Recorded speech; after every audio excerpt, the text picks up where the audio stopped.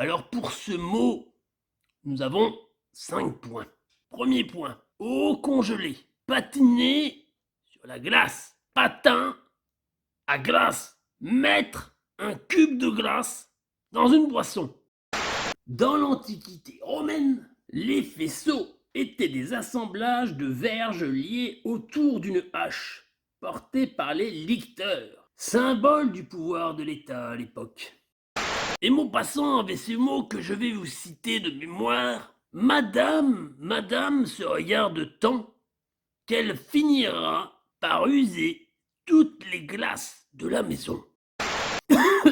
Faisceau lumineux, ensemble de rayons lumineux. Le faisceau d'un phare. Faisceau d'électrons, faisceau hertzien, faisceau musculaire qui est fait de fibres musculaires. Un faisceau de preuves.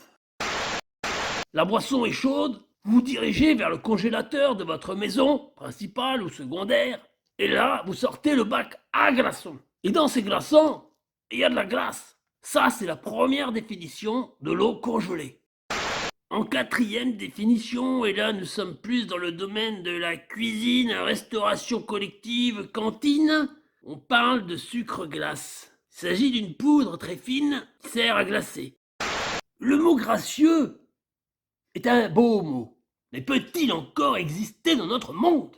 Je vous laisse, mes sacoches, vous faire votre propre opinion via les commentaires et les likes. Alors on va faire un peu de latin encore, c'est essentiel. Moi, faut que vous soyez bilingue à la fin. Bilingue, 2 langues. Vient du bas latin, il doit y avoir un haut latin, je suppose. Grazia, des graties, famille de gelard qui signifie gelé. On parle souvent dans nos sociétés contemporaines de grâce présidentielle qui est accordée sans être due, sans que rien ne soit exigé en retour. C'est-à-dire qu'il y a un aller, mais pas de retour. Il y a un départ, une arrivée, et vous restez à l'arrivée car vous n'avez pas pris le billet retour. Alors repartons au doux pays de la langue française à travers le Robert. Le Roro, le Bébert, le Robert. Vous savez, ça me rappelle une citation de Guy. Guy de Maupassant. Ne confondez pas Guy de Maupassant et Guy Marchand. Parce que Guy Marchand, c'est Nestor Burma. Et Nestor Burma, c'est pas Guy de Maupassant. Un mot qui ou que, s'il est mal manié, peut entraîner la mort. Je vous explique. Le mot que nous allons voir, c'est le mot glace. G-L-A-2-E-C-E. Vous vous dites chouette, je suis à la plage, je vais manger une glace. Ouh là là là là là là là là. Attention, de quelle glace parlons-nous? Et là, regardez, je ferme le dictionnaire et je vais faire appel à mon intelligence. Faisceau de preuves, et je dis même plus, faisceau d'indices. Avant de trouver les preuves, pour incriminer la personne susnommée, il nous faut trouver un faisceau d'indices. Et ça, c'est une enquête pour Sherlock. Alors, le mot de la vidéo est faisceau. Vient du latin facellus.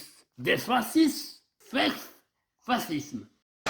En quatrième définition, et là nous sommes plus dans le domaine de la cuisine, restauration collective, cantine, on parle de sucre-glace. Il s'agit d'une poudre très fine qui sert à glacer. Alors repartons au doux pays de la langue française à travers le Robert. Le Roro, le Bébert, le Robert. Vous êtes libre de dormir dans une combi de ski, ce qui en fait de facto un vêtement d'intérieur. Aujourd'hui, on va parler de l'âme. Là, vous allez me dire, l'âme, on aime ou on n'aime pas? Et là, je vous dis, erreur! Car quand je vous dis l'âme, vous pensez à cette chanteuse emblématique. Mais que nenni, je vous parle de l'âme, L'. Souvent, en mathématiques, égale un être humain. C'est pour ça que dans certaines agglomérations, villages, villes, bourgs, par exemple, un village où résident 183 personnes. On vous dira, c'est un village de DE 183 âmes. Que d'après mes recherches, personne n'a tenté avec un billet. Il y a donc, de ce fait, une inconnue. Et une inconnue qui pourrait conduire à la personne qui mène l'expérience à créer un arbre à billets. Une plantation est donc un ensemble de végétaux plantés. Végétaux dans le sens où il serait incongru de planter autre chose. Il est donc inutile et très certainement naïf d'imaginer un instant pouvoir enterrer une pièce et espérer qu'un arbre en sorte, qui serait donc un arbre à pièces. Le mot ringard, on peut être également ringarde. On l'emploie régulièrement pour parler d'un artiste de variété, dont le talent est passé de mode. Ensuite, l'âme se rattache et se rapproche naturellement de la conscience. Et l'esprit, qui est là-dessous, on parle alors d'état d'âme et même parfois de grandeur d'âme.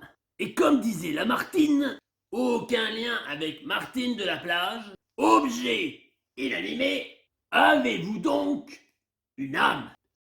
Pour exemple, dans le milieu cinématographique, le milieu du cinéma, le milieu du 7e art, on dit d'un film qu'il peut être ringard. Je n'ai pas d'exemple, car je regarde exclusivement des chefs d'œuvre. Et sur le même principe, on vous dira d'un village abandonné qu'il n'y a pas d'âme qui vive, c'est-à-dire qu'il n'y a pas d'être humain qui se mouvoie dans le village, sur deux jambes, en béquille ou en fauteuil. Vient du latin anima, qui signifie souffle. Mais tout d'abord, l'âme est avant tout un principe spirituel qui a été conçu dans la religion comme séparable, détachable du corps.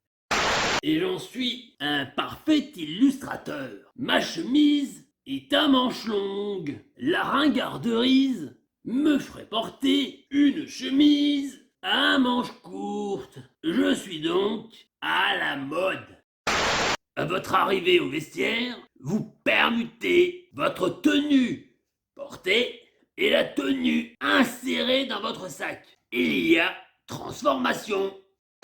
La plantation, c'est un terrain, un champ planté. Une plantation de légumes, carottes, radis, oignons, poireaux, d'arbres fruitiers qui est amené à donner des fruits. Le vestiaire de la piscine. Il est rare, voire fort rare, de voir quelqu'un sortir de chez lui en maillot de bain. Retenez ceci, les sacoches. L'âme est un concept abstrait. Vous ne pouvez toucher une âme. Vous ne pouvez sentir une âme. Vous ne pouvez caresser une âme. L'égoïsme se réfère aussi à une notion d'individualisme. Si je fais appel à ma mémoire, Stendhal disait « Dans ce désert d'égoïsme qu'on appelle la vie ». 3 lignes pour un mot aussi important me paraît un peu léger. Un peu light, diront les anglo-saxons. Solitude vient du mot latin solituda, de solus, qui signifie seul. Donc les sacoches, tout ça pour vous dire que l'égoïsme est présent sur la planète, qu'elle soit ronde, plate, mais avant tout, le sentiment ressenti et la déception. Je suis déçu, mais comment ose-t-on me prendre mes bonbons? La solitude, dans un contexte un peu plus littéraire, peut s'apparenter à un lieu, une atmosphère. Par exemple, la solitude des forêts. L'égoïsme, qui vient du latin ego, qui signifie ego, Donc, on peut en déduire que égaux égale égaux. La solitude signifie que la personne est seule de manière momentanée ou temporaire. Alors on peut clairement dire à ce stade que si nous avons un paquet de bonbons et qu'une personne tierce s'accapare une partie de ce paquet de bonbons, celui-ci se vide. Donc, il y a déplétion. Sachez-on bien que même que la solitude, pour une personne physique, avec 2 bras, 2 jambes, ou 2 bras, une jambe, ou juste 2 bras, ou juste 2 jambes, ou juste 2 jambes et un bras, peut être soit subie, donc situation de mise à l'écart par autrui, ou voulue. Alors bien évidemment, durable, qui dure dans le temps. D'où l'expression vivre dans la solitude, vivre seul, à l'écart du monde. Et de tous ces cons. Temporaire, grosso modo, qui dure dans le temps. Non, temporaire ou durable. Attachement excessif à soi-même qui fait que l'on recherche exclusivement son plaisir et son intérêt personnel. On me pique des bonbons. On me pique des bonbons. Il y a déplétion. Déplétion qui conduit à une déception. Et cette même déception peut conduire à la sanction. Vous allez me dire, oui, sanction. Vous aromatisez les bonbons avec un laxatif, ça va vite les calmer. Le plaisir et son intérêt personnel. Est-ce qu'on peut faire un raccourci et parler de plaisir personnel? Ce que je vous conseille, si vous souhaitez replacer ce mot en société, quand quelqu'un vous pique quelque chose, il y a déplétion, donc déception. Et ça peut conduire à la sanction. Tout d'abord, bien le bonjour. Nous allons voir le mot gracieux. G-R-A-C-I-E-U-X. Après, il y a le féminin, mais c'est bon. Ça vient du latin graciosus, de gratia, grâce, la grâce. Qui a de la grâce. Dans l'histoire moderne, là on fait un petit bond en avant, on retrouve l'italien faccio, emblème du fascisme italien. Vous vous rendez compte des sacoches? On part du mot faisceau, F-A-I-S-C-E-A-U, et on en arrive au fascisme italien. C'est là le pouvoir des mots. Ensuite, il y a la crème glacée, ou comme on dit, le sorbet. Par exemple, vous êtes à la plage, il fait chaud, il y a un marchand, et là vous vous dites, je mangerais bien une glace à la vanille. Je pense. Donc je suis. Mais je pense que vous visualisez le cornet de glace, italienne, en pot, peu importe. Enfin, le mot gracieux peut se rattacher au bénévole, au gratuit. Prêter un concours gracieux, à titre gracieux, c'est-à-dire gratuitement, sans contrepartie financière. Et pouvons-nous l'accepter? Le mot gracieux s'oppose à la disgrâce. Le mot gracieux ici, pardon, le mot gracieux ici se réfère plus à une manière d'être, mais ça peut être aussi une action. Mais ça coche, il est hors de question de le manger. Imaginez l'issue fatale. Donc, quand vous dites je veux une glace, précisez à manger, à miroiter, choisissez bien. Assemblage. Deux choses semblables, de forme allongée, liées ensemble. Un faisceau de brindilles. Et c'est là que ça peut être dangereux pour vous, comme pour moi, comme pour tout autrui. La glace fait référence à une plaque de verre. Une plaque de verre. Imaginez, vous êtes dans la salle de bain, vous vous trouvez beau gosse, vous vous dirigez vers la glace, qu'on appelle familièrement le miroir. Et ça, mais forcé de constater qu'elle est entrée avec une marmite de pina colada et que le cadre de porte ne peut accepter son corps étant donné toute la pina colada qu'elle s'est enfilée dans le boudoir. Mais plus nous remontons dans le temps, plus il faut fouiller dans les registres au fond du carrosse. Mais nul point de fouiller, constater que maman ne descend pas de Cendrillon. Je suis encore en vacances, les sacoches.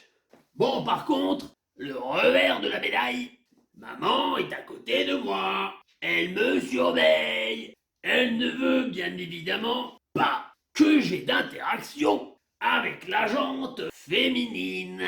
Aujourd'hui, nous allons voir le mot maisonnette. Qu'est-ce qu'une maisonnette? C'est une petite maison. Voilà. Merci les sacoches. On like, on commente, on s'abonne. Hasta la vista. Et quand maman veut se faire un massage, qui c'est qui douille? C'est Bernardo. Je me retrouve donc dans l'incapacité de dormir du fait d'avoir l'impression d'être dans un manège de fête foraine. Maman est partie bouder dans son boudoir. Croyez-moi les sacoches, c'est une porte que je n'ai pas envie d'ouvrir. Mais je suis également et fictivement le père de la probable future caresse sur maman. Le mot multiplié se rattache également à la reproduction des êtres humains. Lorsque l'homme octroie le privilège de sa semence et féconde une autrui,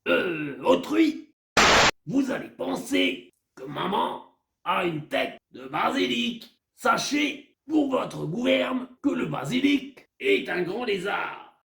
De plus, lors de ses gesticulations nocturnes, il s'avère que maman se retrouve emmitouflée dans la couette. Je suis pris donc de frissons et la nuit blanche s'amorce. De manière commune, comme condiment, on en vient même à faire des soupes au basilic. Il n'existe à l'heure actuelle aucune course marathonienne ou semi-marathonienne qui s'effectue sur les mains. Nous avons donc la nécessité d'avoir nos deux jambes. Qu'au petit déjeuner, il n'y avait pas de bacon. Et cela, Bernardo en souffre. Nous pouvons donc remonter la rivière et la descendre.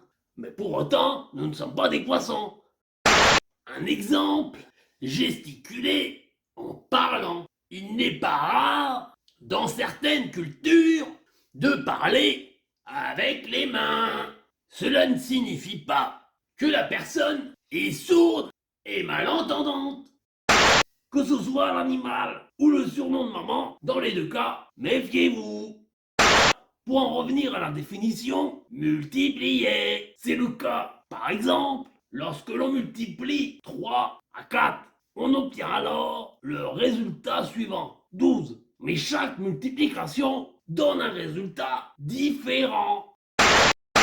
Gesticuler. Wow! Gesticulation. Ça vient bien évidemment du latin gesticulare, de gesticulus, diminutif lui-même de gestus, qui signifie geste.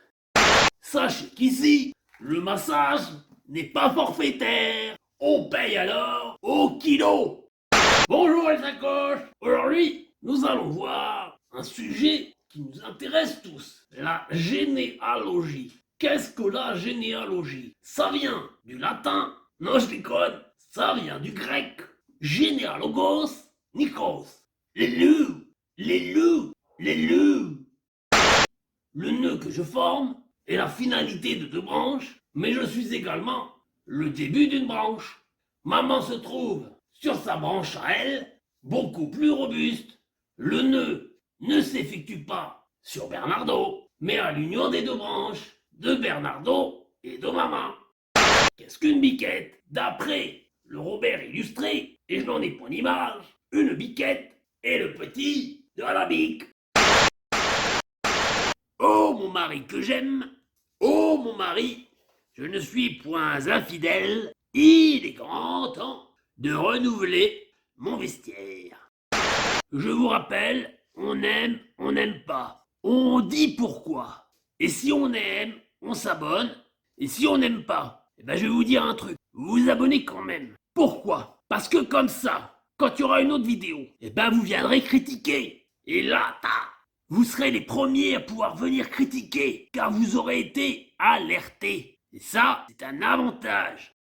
L'âme est souvent associée à l'immortalité. On dit que l'âme survit à la mort. Il y a donc cette fameuse expression « rendre l'âme », c'est mourir, trépasser, casser sa pipe. Par exemple, rien ne vous interdit de porter un pyjama et d'aller travailler avec.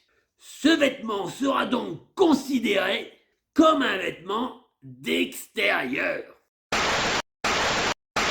Il n'est pas surprenant, passé un certain âge, de voir apparaître cet ustensile pour nous aider à nous déplacer. On dit souvent que la canne est le précurseur du déambulateur.